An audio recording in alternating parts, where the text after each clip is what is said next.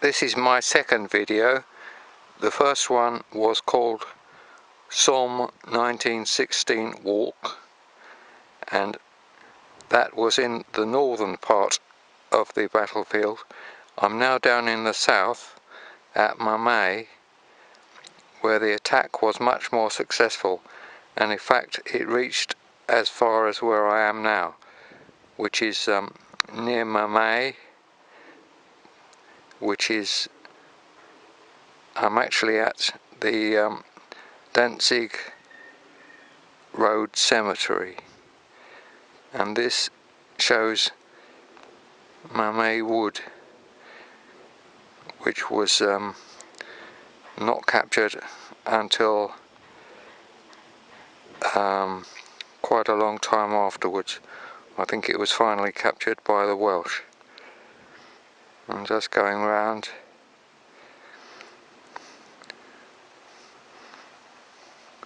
All of this area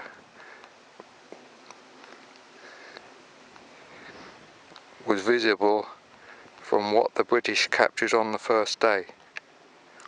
And the reason why they were so successful down here in the southern sector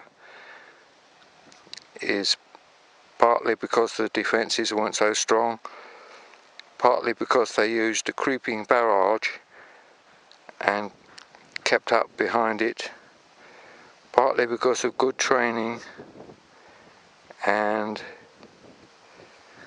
there were other reasons as well.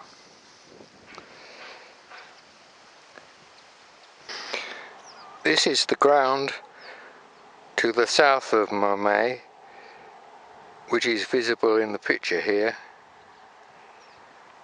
on which the attack took place on the first day, the 1st of July 1916, and that's Maumee village there.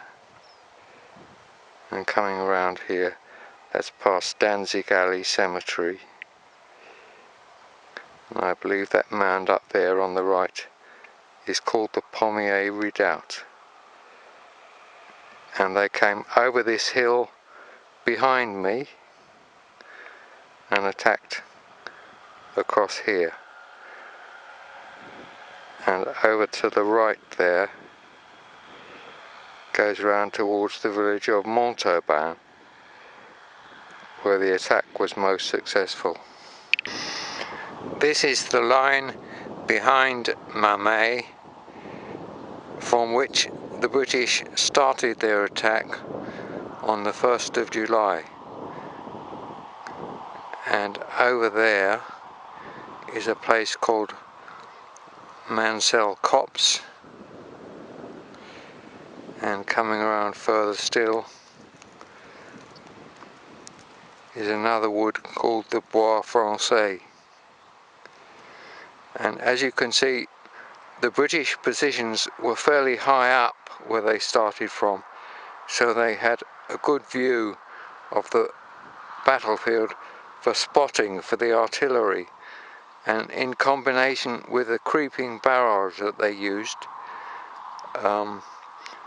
this was a major factor in contributing to their success.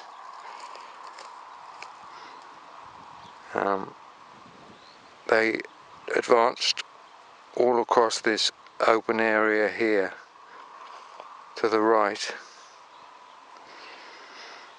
where all these straw bales are, and as you can see, this is pretty open ground. And just based up here by this green patch is a cemetery called the Shrine, and there was a machine gun there, and quite a few of these guys advancing across this open territory got caught by this machine gun, as predicted by one of the soldiers. So that is the advance on Maumee on the first day. Here is the village of Fricourt from the Mametz to Fricourt road, It wasn't captured on the first day, it was captured on the second day. Up there at the top of the hill is the Bois Français, and round behind those hay bales is about as far as the advance got on the first day. This is from near Fricourt New Military Cemetery. From that clump of woods on the horizon, they would have attacked round to the other side of Fricourt. Fricourt is just here, and from this side they would have attacked across the ridge behind me, and they very nearly surrounded Fricourt village on the first day, and because they were nearly surrounded, the Germans retreated on the second day and left Fricourt in the hands of the attack to the west of Fricourt would have been from those heights there, where there is a fairly good spotting position for the artillery, down that valley and up this slope here.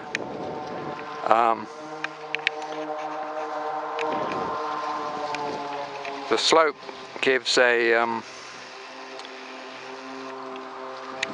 good indication of the difficulties that were successfully overcome, and they managed to get right across here, right round, and almost encircle Fricourt, right round to over there somewhere. This is behind British lines, just to the west of Fricourt. On the left is Baker Wood, and that down there is called Sausage Valley, and it's between Fricourt and round La Boisselle.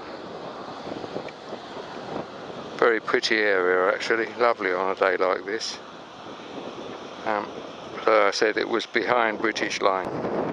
This is the Lochnagar crater, caused by one of 16 mines that were detonated along the front just before 7:30 on the 1st of July 1916. This one was the biggest of them. It was formed by 27 tons of high explosive, and it's about 90 meters across.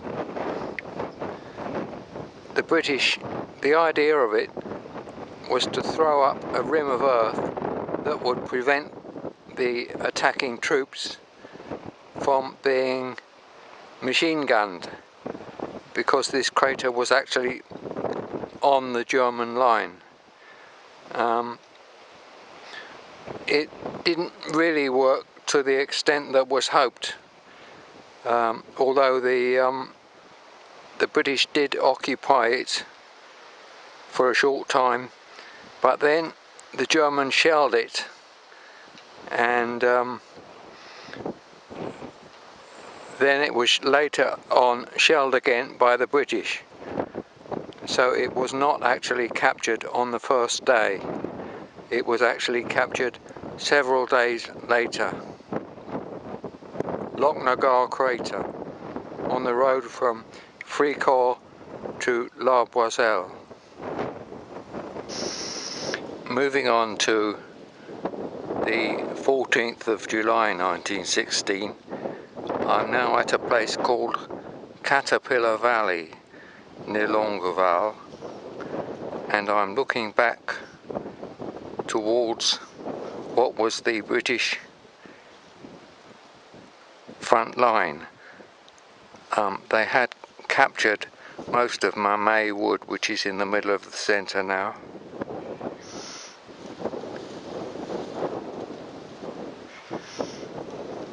They had captured the village of Montauban, which is there. And coming around further still, that's Haig wood. They hadn't captured that. And still further round is Trones wood. That had not been captured either by the 14th of July.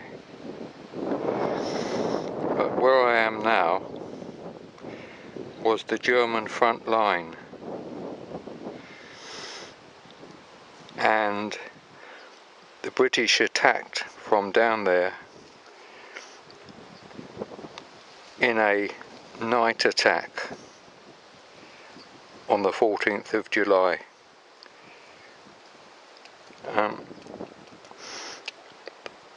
The soldiers assembled in no man's land during the night, and there was a brief barrage at about 3:20 a.m.